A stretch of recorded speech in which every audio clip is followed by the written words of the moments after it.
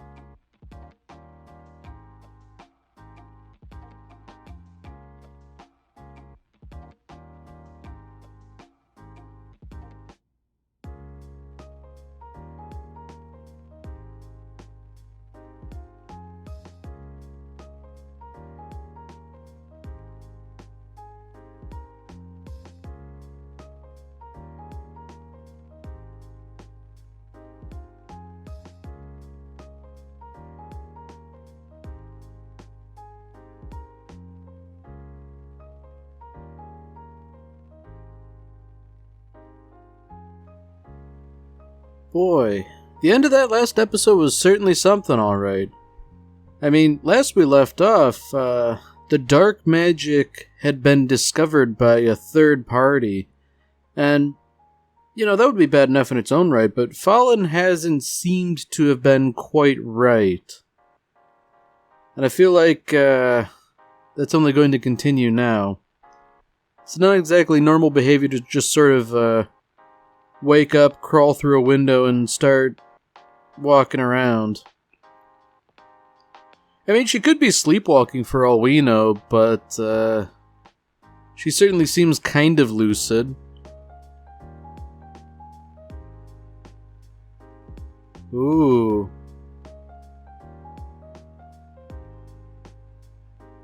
So I'm not sure if that dark elf is talking to Fallen or the dragon, but in either case, it's not good. Somebody has been assigned to search for the king, which, as I'm given to understand, has got to be some sort of, zombie or something. The king of this dungeon, essentially. If I had to guess, she was probably talking to the dragon. And, maybe rest isn't exactly what the dragon's doing, considering it's been eviscerated.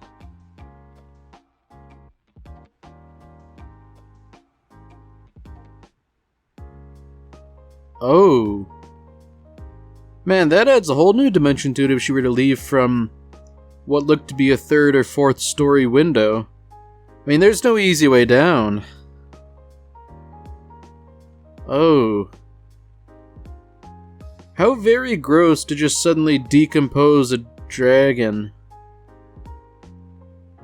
And that dark elf is gone. That's no good.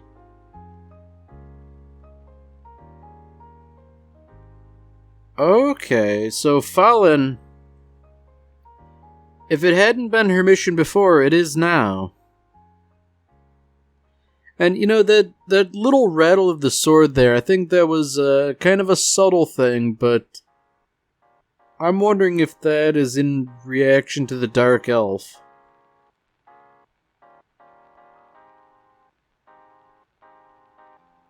Okay, so if she's talking about this King Delgul, I think this really does tie things together. She's the elf from the painting. Yeah, this really only raises many, many more questions. 'Cause, I mean, surely they're not in a painting right now, right?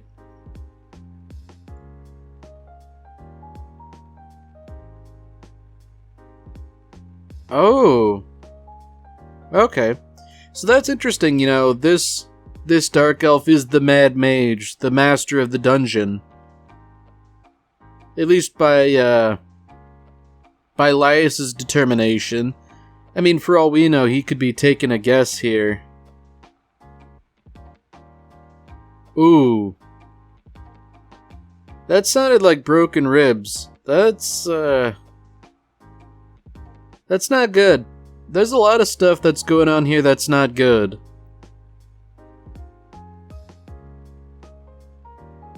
Man, I'm really wondering how much of this current predicament could be avoided just by erasing their evidence of malfeasance. Oh dear. Yeah, that's something alright to sort of produce these little dragon-like creatures just from the spare viscera.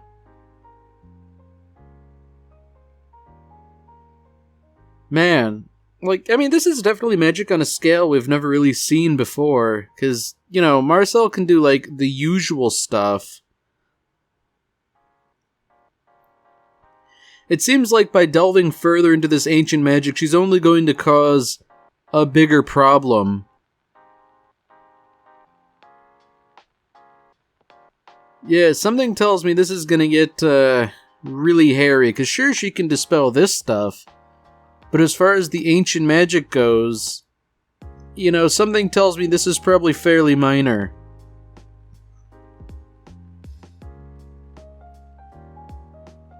It's kind of an interesting reaction on Marcel's part, that she's laughing about this despite essentially the gravity of the situation.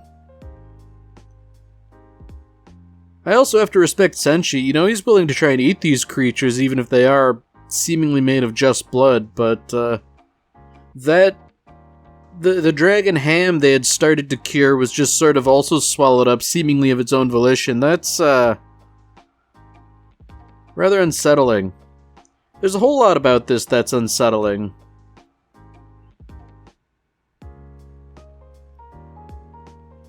If nothing else, it seems like the spirits know what's up. This elf is clearly evil. But,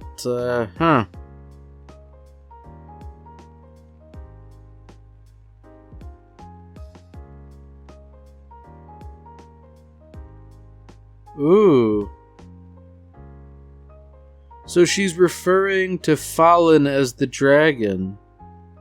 Which, I guess would make sense, seeing as how her flesh was sort of, made from the dragon's corpse. Oh, this is bad.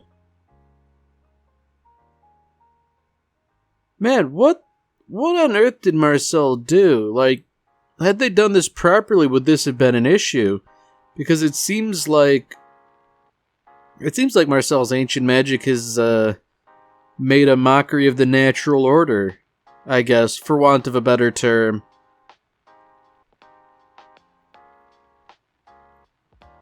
Man, I have to confess, this is taking a real different direction than I thought it would. I figured, they would have, gotten in bad with the law enforcement for having committed, some sort of vile magic like that, but, that's another thing. If they were to die where they are, there's no guarantee anyone would find them. That's, it's really not good. I guess it's nice that the ghosts are seemingly, helping.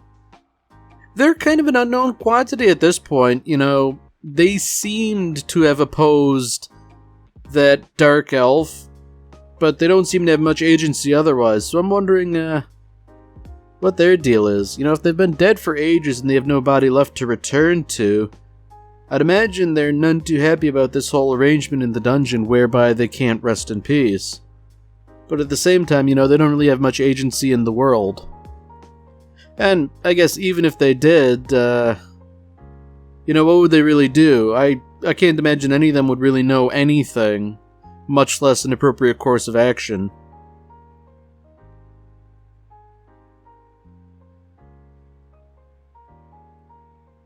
Okay, yeah. It looks bad. It looks like they might all get possessed, but the ghost is making it pretty clear, hey, don't worry, we're here to help. Yeah, that's gotta be very unsettling.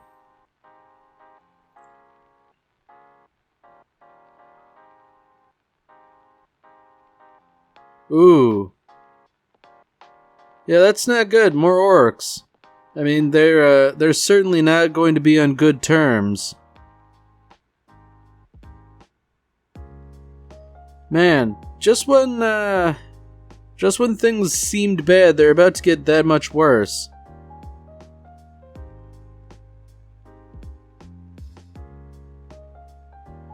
Yeah, and you know what?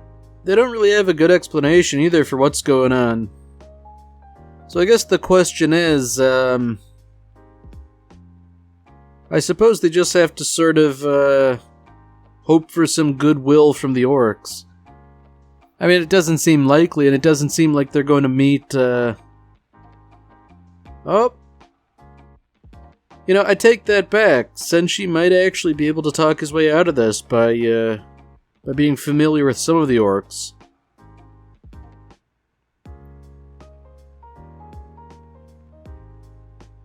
Man.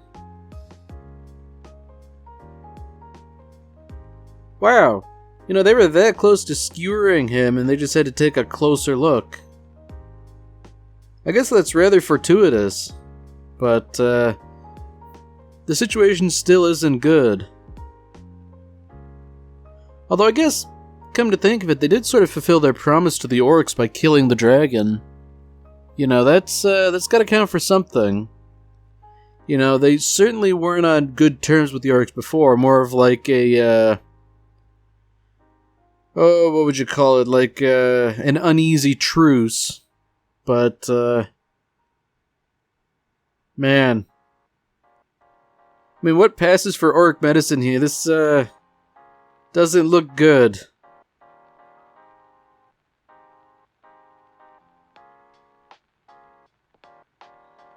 Yeah, you know what? I almost hate to say it, but I think Marcel kinda deserves this for all the trouble she's caused.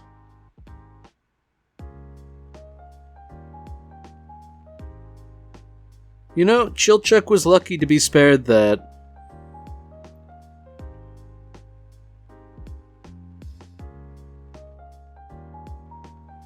Ooh. Okay. There we go. So I guess they do have a new common enemy, that dark elf.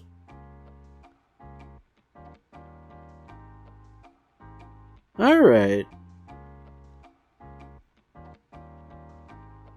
So that's actually very interesting. You know, he does seem to be the ruler of the dungeon and, you know, very powerful at that. I guess that tracks with what we've seen. I guess the question is, what on earth can they possibly do about him?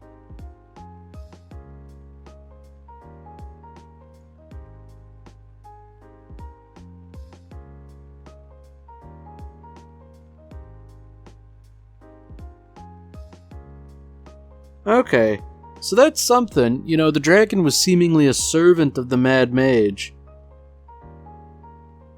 I guess he sort of wants to replace that dragon by using Fallen.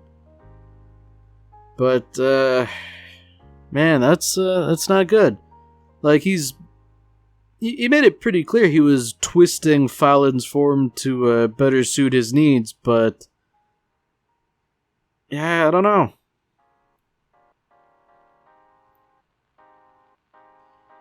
Now, it's rather telling that Chilchuk is willing to lie to them to get out of Dodge here.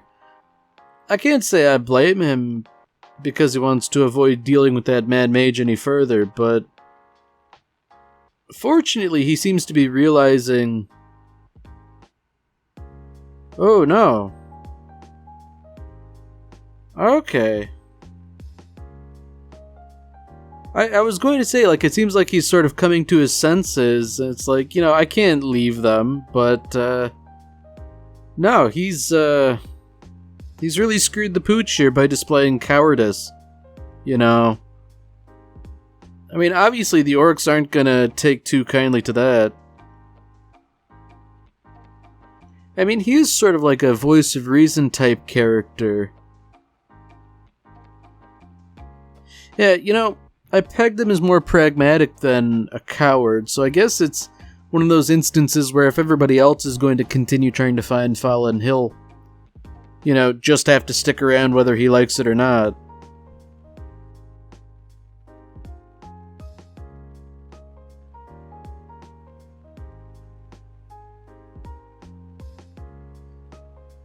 Yeah, so I imagine at this point we're going to learn something a bit more about the Mad Mage, why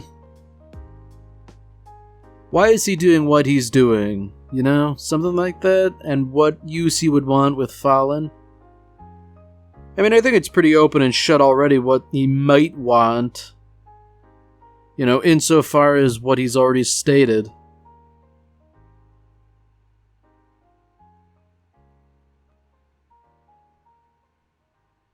Alright, so that's interesting. Ghosts in this particular area are still sane, which I guess goes to imply that other ghosts are no longer sane, and therefore they kind of do, the usual haunting and possession business. I guess that would also explain why these ghosts didn't want to do any harm.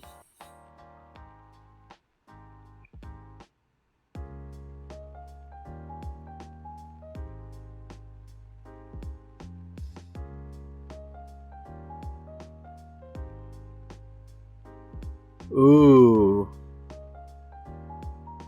So if the dragon's body has disappeared, perhaps the remainder of it was used to transfigure Fallen, and she's now some sort of monstrous chimera type creature. That would be something.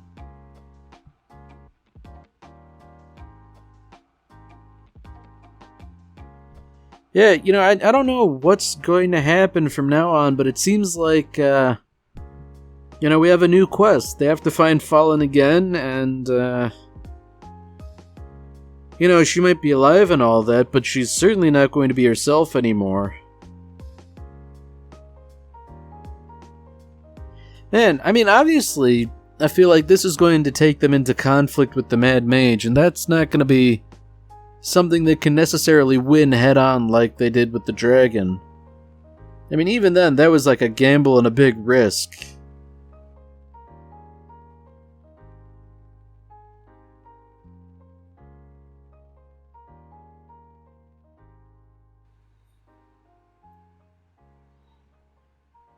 I am kind of wondering, seeing as how he's invoking those other party members who left, I'm wondering why precisely he didn't.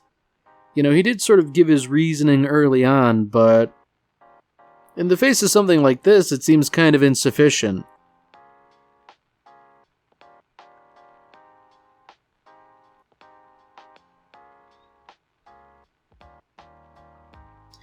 I mean, I guess it's interesting to see things from Chilchuck's perspective, seeing as how he's usually the more reasonable of the party, and that, if things are really going sideways, he'd be the first to sort of make it clear. Yeah, I mean, despite being a coward, as some would claim, I don't think he's gonna give up on the group, I feel like he's kind of in this for the long haul, whether he likes it or not.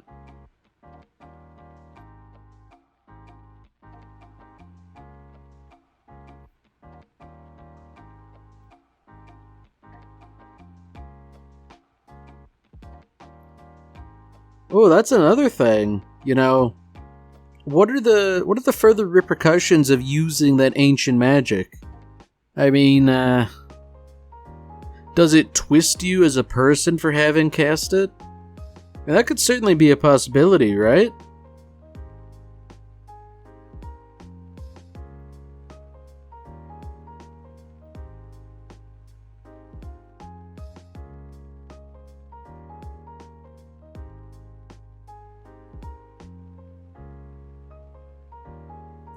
Ooh. Alright, so it's weird getting sincerity from the orc. Well, it is and it isn't. Sincerity, I guess, makes sense, it being straightforward, but the idea that she would say, just tell them you don't want to die with a sort of a trace of understanding, I guess. That's interesting. You know, I guess I would have thought the orc would have been more dismissive as a whole. I mean, it's certainly, based on what we've seen of orc culture, it seems like they really do have disdain for cowards, and rightly so, in a warrior culture like theirs, but I don't know. I guess they're not too different from the other humanoid races.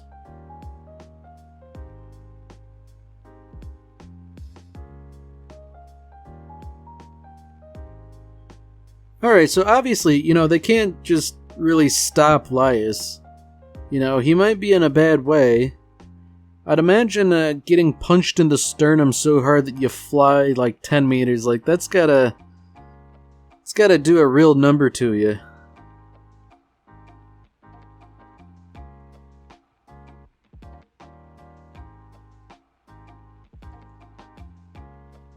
So I'm wondering, is Chilchuk going to leave, or is he going to try and be pragmatic about this?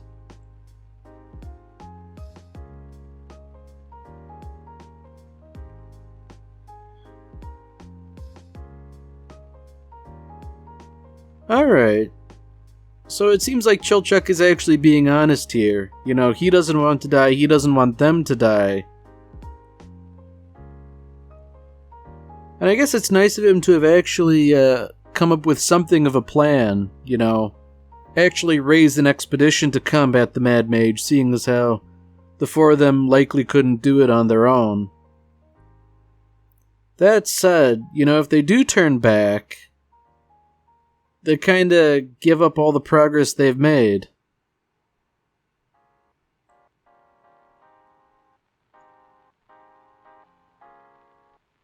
Alright. So it's interesting, Senshi's in on that too, returning to restock on spices and things. So I'm wondering, is that it then? Are they heading back to the surface to regroup? Because, well, I certainly wouldn't have expected that.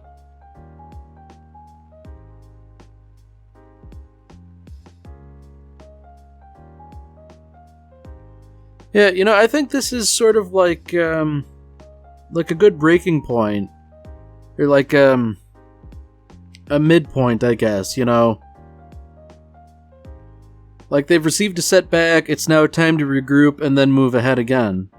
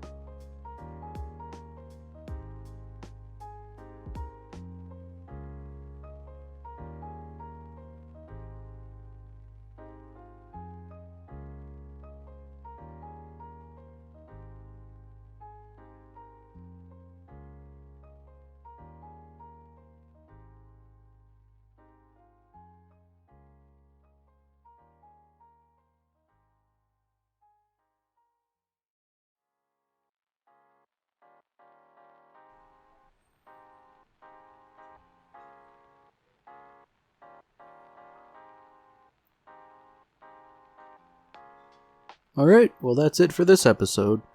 If you've enjoyed it, then by all means, tune in for the next one. See you, Space Cowboy.